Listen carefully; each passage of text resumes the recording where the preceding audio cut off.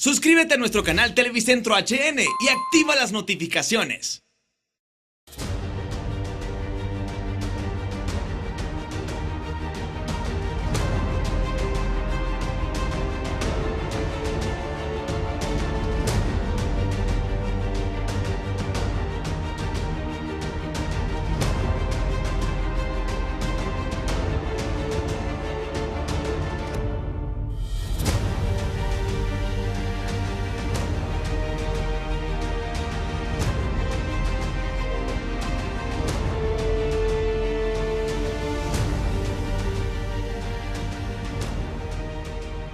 Buenas tardes, le doy la bienvenida a Día Político por TSI. Gracias por seguir nuestras emisiones. Este día el Congreso Nacional de la República prácticamente ha eliminado de la agenda legislativa discutir o tratar el tema de los dos decretos aprobados la semana anterior que hablaban de una transformación en el sistema educativo y en el sistema de salud del país, a través de una moción de reconsideración que presentó el presidente del Congreso Nacional de la República, el doctor Mauricio Oliva Herrera. Queda claro la posición en cuanto a estos dos decretos. La técnica parlamentaria así lo indica, se tendría que introducir o presentar ante la Cámara Legislativa una moción de reconsideración donde se presentaba al Pleno de Diputados la solicitud precisa de eliminar estos decretos, y por unanimidad de las bancadas esto ha quedado eliminado de la agenda del legislativo. Lo lamentable es que aún cuando el Congreso Nacional eliminara estos decretos, el caos y la anarquía continuaba en el centro de la capital de la República y en varias ciudades del país, lo que es completamente lamentable desde todo punto de vista. Y es por eso que oportuno es decirle a la dirigencia sindical, al colegio médico y por supuesto también a los dirigentes magisteriales que una vez que se conoció esto, porque fue en horas muy tempranas, y aquí tengo al diputado Juan Carlos Elvir con quien voy a hablar sobre este tema, en horas muy tempranas se aprobó esto. Inmediatamente creo que lo lógico era hacer un llamado a través de los medios, a través de las redes, de lo que se estaba dando en el Congreso, para detener un poco esto que estaba pasando en el país. Pero no, el caos, la anarquía, el vandalismo continúa en las calles de Honduras, trayendo pérdidas considerables a la economía del país.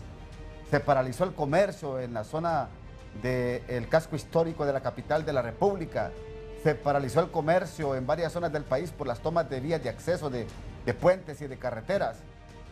En fin, yo creo que es oportuno que ya que no existe esto en el Congreso Nacional y que se reconsideró el acta, por supuesto, aprobando esta moción, oportuno es el llamado a la dirigencia de los maestros y de los médicos en Honduras para que hagan este llamado.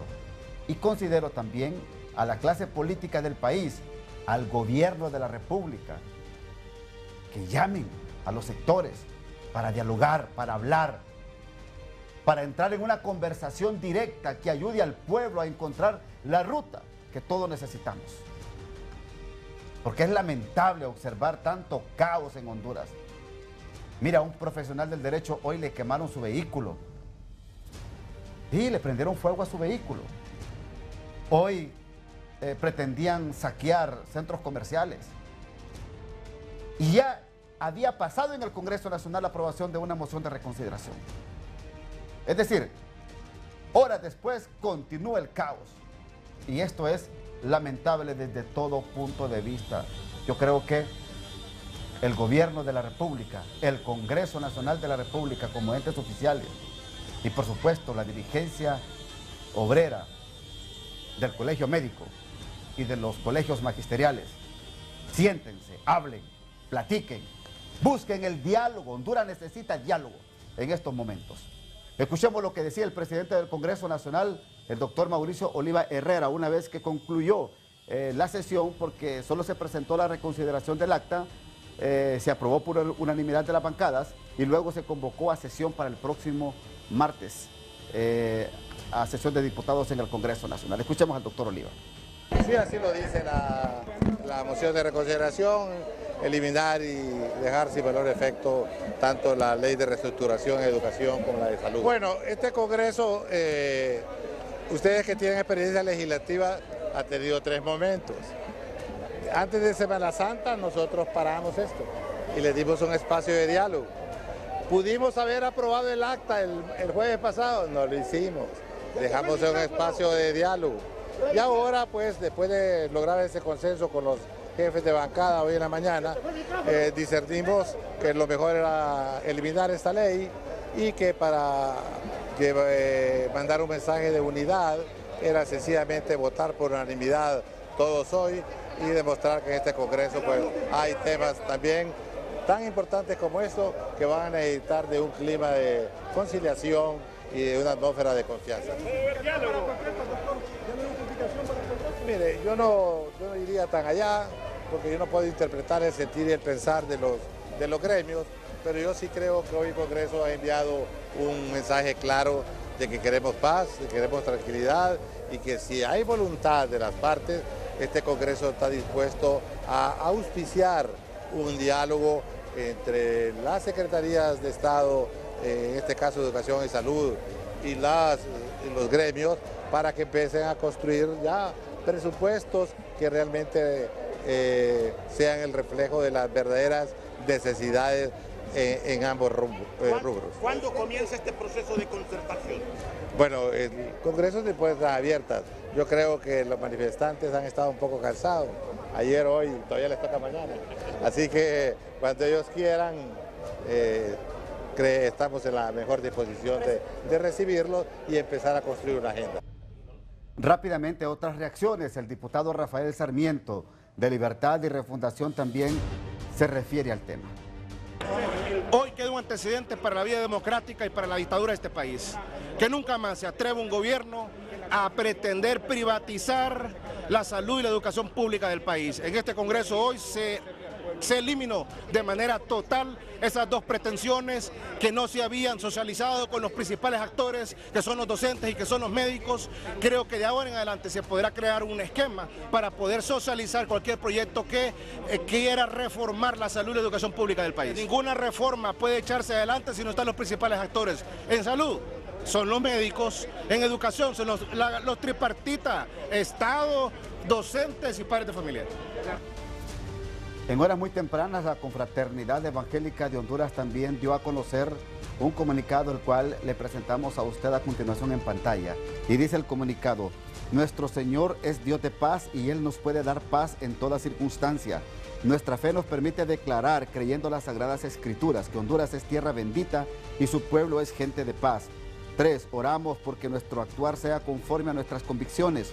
Los cristianos somos y seremos buscadores de justicia y constructores de bienestar, reconociendo que debemos vivir en paz unos con otros. 4.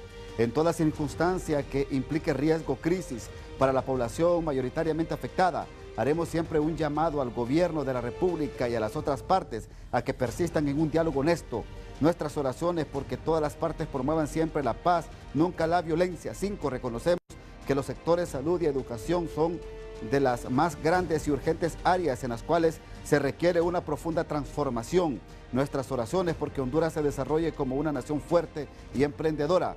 Consideramos importante y necesaria la decisión tomada el día de hoy por el Congreso Nacional de suspender y eliminar estos decretos que buscan transformación de los sectores o que buscaban transformación de los sectores salud y educación, para en lugar de ello conducirse en un diálogo amplio con los representantes de los sectores involucrados en la solución a esta crisis. Esto es parte de este comunicado que ha dado a conocer la Confraternidad Evangélica de Honduras. Este día, como siempre, llamando a la paz, a la oración y a la unidad en todo el suelo hondureño, que considero es oportuno este llamado que hace la Confraternidad Evangélica de Honduras. Yo rápidamente presento aquí reacciones de mis 2 invitados porque hay que darles paso a ellos. Estamos hablando de diálogo, estamos hablando de buscar alternativas.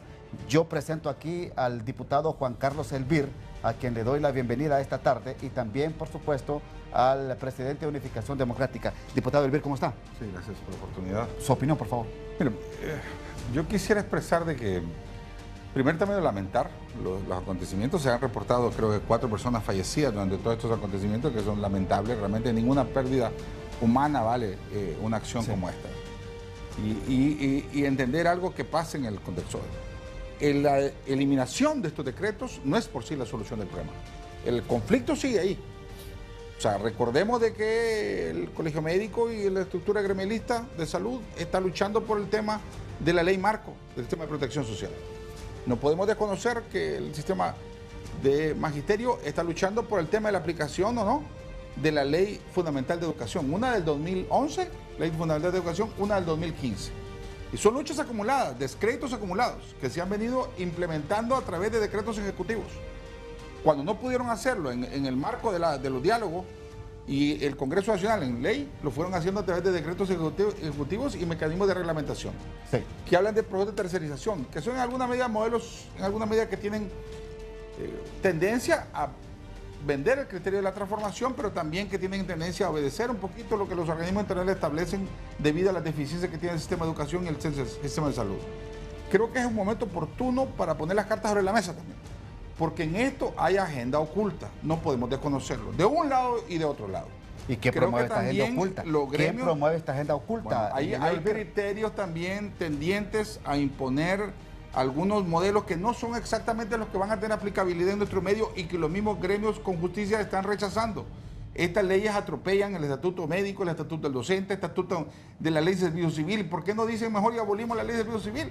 ¿Por qué no abolimos, revisamos la ley, el estatuto médico y se establecen mecanismos de concertación con respecto a ello? Y no que tras bambalinas se van haciendo acciones que tienen tendencia a confundir mucho más la pregunta. Y otro criterio también de agenda oculta. Sí. Que es el aspecto también que no podemos desconocer, que hay movimientos tendientes a hacer sentir de que aquí hay trastorno, que hay movilidad, que hay violencia para justificar otros escenarios que permitan mantener en alguna medida algunos sectores en el poder. No podemos desconocer eso. Mire, ayer era la sorpresa para mí. Yo estoy en el Congreso Nacional y estamos consultando y ayer no había un militar en las calles. ¿Por qué a veces sí, por qué a veces no, cuando se han visto otras circunstancias y otros escenarios? Entonces me da perspicacia de que hay algunas cosas que no son exactamente las que estamos viendo en el escenario. 30 segundos, porque también aquí está el presidente de Unificación Democrática con nosotros, Alfonso Díaz Narváez. Antes de irnos a la pausa, por favor, 30 segundos de lo que ha pasado en el Congreso para que sigamos hablando de eso. Yo solo quisiera aportar más sobre lo que decía el diputado.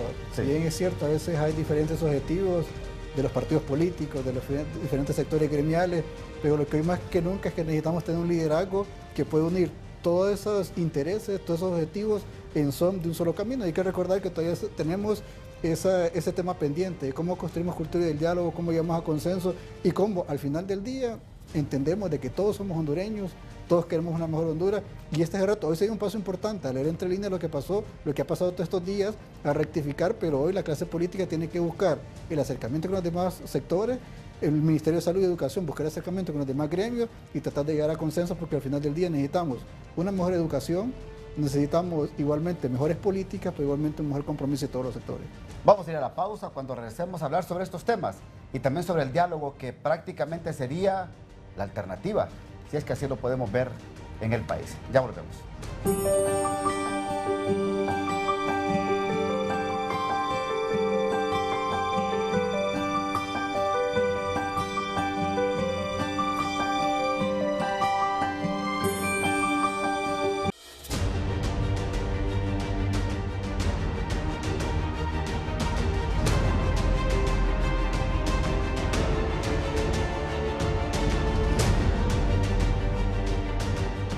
Bien, licenciado Narváez, es importante el diálogo, es importante retornar a este camino que creo y considero, Alfonso Díaz Narváez, es la solución a este problema. Y principalmente porque podemos estar tomando diferentes mecanismos o acciones que en el corto y mediano plazo no terminan ni mejorando, ni fortaleciendo, ni aportando a que podamos hacer cambios importantes en bienestar de nosotros mismos.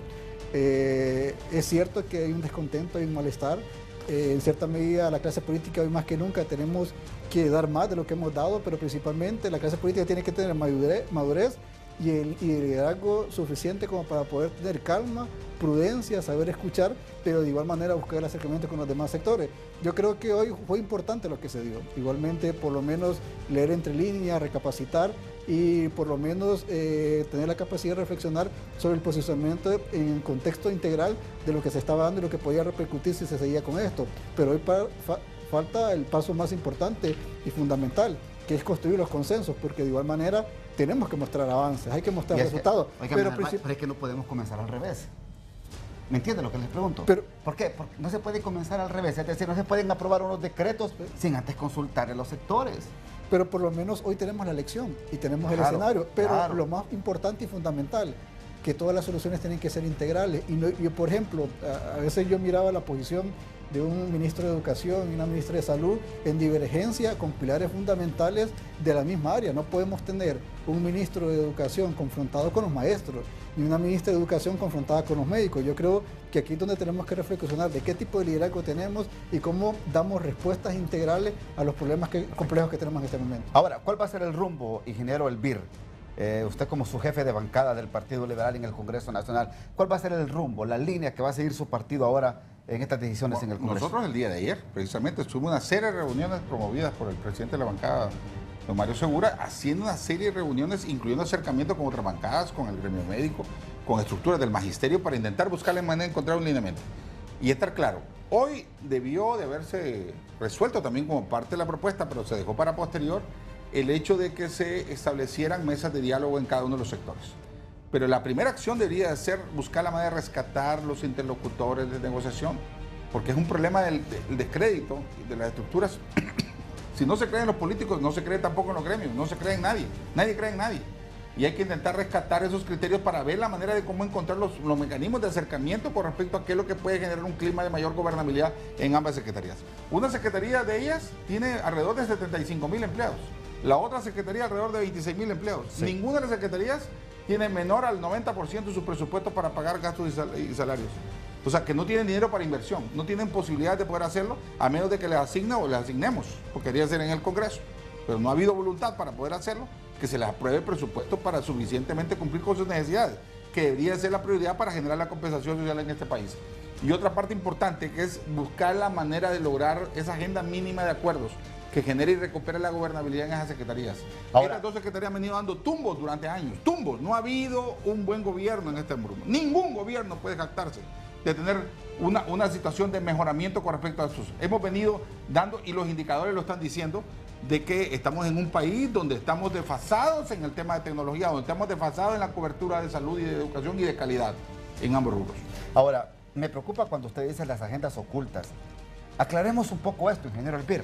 ¿Agendas ocultas de quién? ¿Y agendas ocultas que contienen qué? Por favor. Voy a hacer dos teorías. Sí. Y obviamente que son opiniones personales. Claro. Primer término, creo que es de vital importancia entender que esto puede ser una acción relativamente distractora a otras crisis que pueden venir y que se pueden abarcar el tema de la agenda. Desconocer eso es un error. O sea, usted me está diciendo que el propio gobierno puede haber provocado Pudiera estar provocando la crisis y resolviéndola con respecto a los escenarios que se puedan dando. El otro criterio que debería dar yo es el criterio de intentar también señalar claramente que muchas veces la conceptualización de los conceptos del tema de privatización no son exactamente los precisos. Si yo me paro con el gremio de alcaldes municipales, señores alcaldes municipales, ¿ustedes quieren descentralización en el tema de salud? Le pregunto a los alcaldes municipales, ¿ustedes quieren algún criterio que haya tendente a que se empoderen de sus sistemas de...? Me van a decir que sí, que van a querer hacerlo. Entonces eso contradice lo que ha sido la conceptualización de lo que es la privatización, porque es el proceso de tercerización en muchas veces. Perfecto. Que tiene tendencia a hacerse. Ahora, usted, Díaz Narváez, antes de ir a la segunda pausa, ¿usted comparte esto, que hay agendas ocultas en este tema de que ha pasado en el país en los últimos días? Es que siempre van a haber intereses diversos de los diferentes sectores, independientemente que sean ocultos o que no sean ocultos, o que tengan que ver simple y sencillamente con la lógica de bienestar para mi sector. Y esto es algo normal.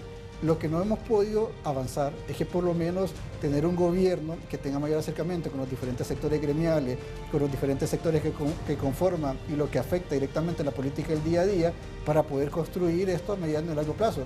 Hemos tenido un problema fundamental en los últimos años que hemos tenido o no hemos sido capaces de poder llegar a acuerdos y a consensos importantes. Y usted mire, para poner un ejemplo, la clase política. Tuvimos un diálogo que no funcionó. mencióname un punto importante o transversal en los últimos años que tenga que ver con el bienestar de la sociedad hondureña, donde los políticos nos hayamos podido poner de acuerdo. Ninguno. Y esa es la realidad del país. Entonces, hoy los problemas los rebasan. Y el asunto es que no hemos tenido la capacidad de resolver, ni por lo menos estar a la altura de lo que se demanda. Y hoy por lo menos se dieron un signo de mal acontecimiento en estos días, que igualmente no iban entrelazados entre sí. Y la reflexión principal hoy es buscar un mecanismo de buscar el acercamiento, porque intereses de los diferentes sectores van a haber, objetivos diferentes siempre van a haber, y es algo normal. Lo que hay que buscar es ver cómo integramos todo esto y vamos a una sola dirección. Perfecto. Segunda pausa, ya regresamos con más aquí en Día Político.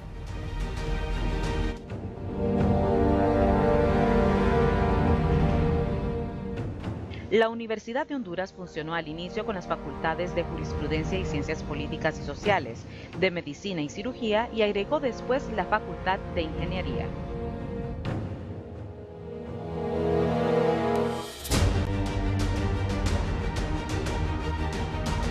General Luis Maldonado Galeas, ¿cómo está usted? Buenas tardes. Buenas tardes, ¿bien y usted?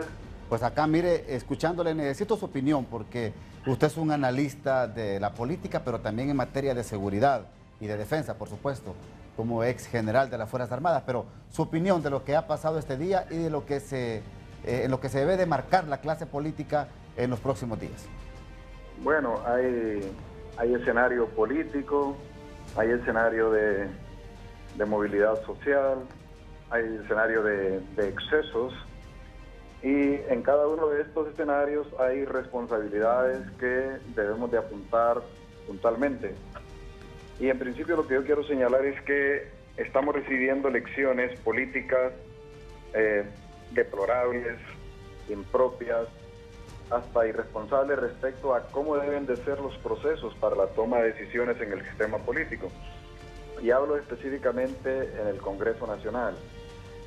Y cómo se introducen iniciativas que, aún a sabiendas de que pudieran tener un impacto negativo y que pudieran dar lugar a que se tomen acciones que van en contra de la paz y el orden social, se persiste en asumirlas.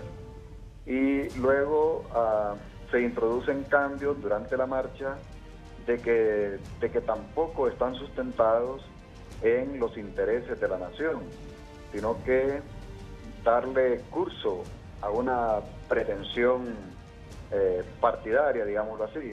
Y lo otro es que para la aprobación de decretos en el Congreso Nacional hay un estilo también que es censurable, sí. Y es hacerlo sin el debido proceso, dispensando los debates y también de una manera desordenada e improvisada.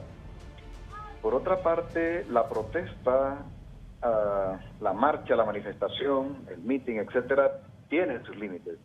Y cuando estos límites se rebasan y hay daños a la propiedad privada y pública, entonces ya cae en la condición de delito. Y es por eso de que no hay una correspondencia entre la respuesta de la oposición o la respuesta de la parte afectada, de tal manera de que esto conlleve a un encuentro de voluntades para buscar o para encontrar las mejores soluciones para el pueblo, sino que más bien se incrementan los niveles de confrontación.